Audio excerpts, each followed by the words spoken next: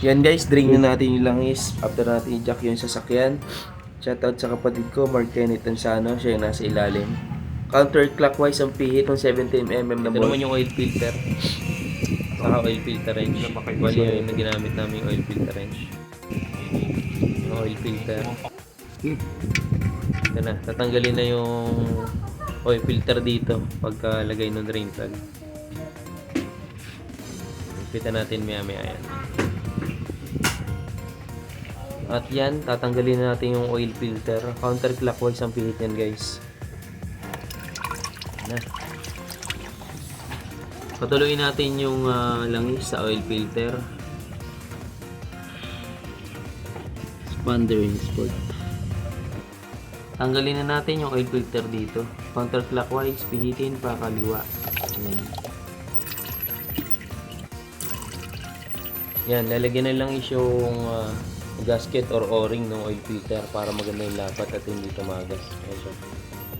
Ayan na, ilalagay natin. Pihitin clockwise, pakanan. Ayan, smooth ang pihit pag ano ka ganda yung ikot. Tapos ipita natin ang hand type yan. Ipita ng kapatid ko. Ayan.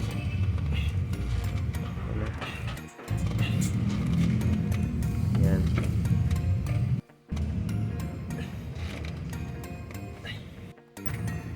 Tapos ipita natin yung drain plug.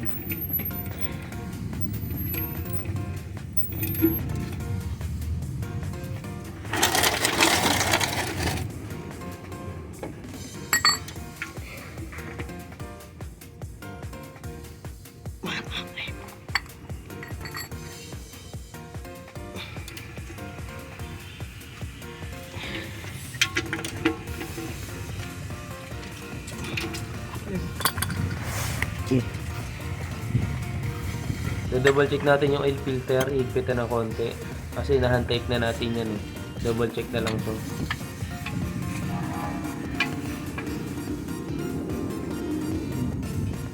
Okay, boy. Tama. Okay.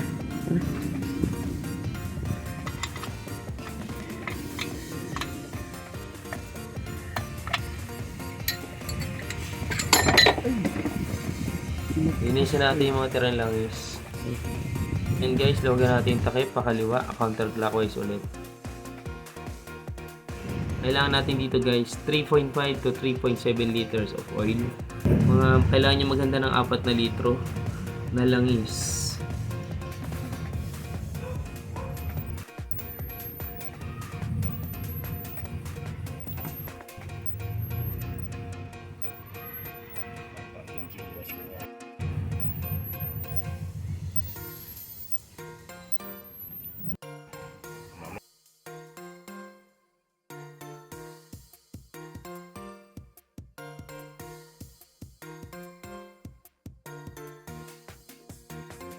Ngayon guys, tatanggalin natin yung jack sa may chassis.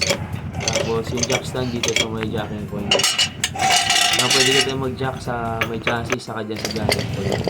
Dali natin ng konti pang langis dahil kulang pa. At susukatin na natin siya hanggang dun sa pangalawang tuldok or letter F. Yun lang guys, maraming salamat. See you guys sa next video. Shoutout kay Alia at kay Sir Rolando. Thank you.